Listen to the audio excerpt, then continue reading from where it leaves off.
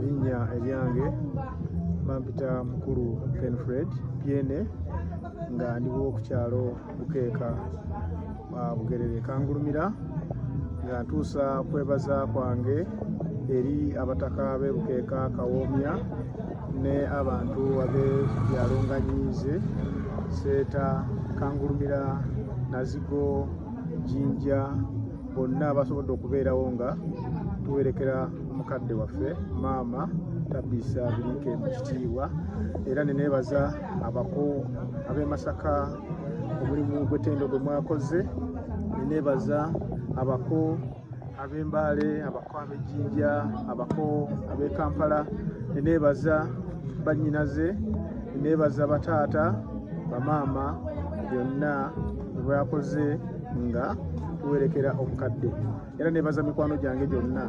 Sijja kumenya ono gundi naye mwenna kye mwakoze bulungi. Neebaza pozi kyeyamaani w'ekyalo kyaffe Bukeeka Sulaiman Sula byonna bye batukoledde.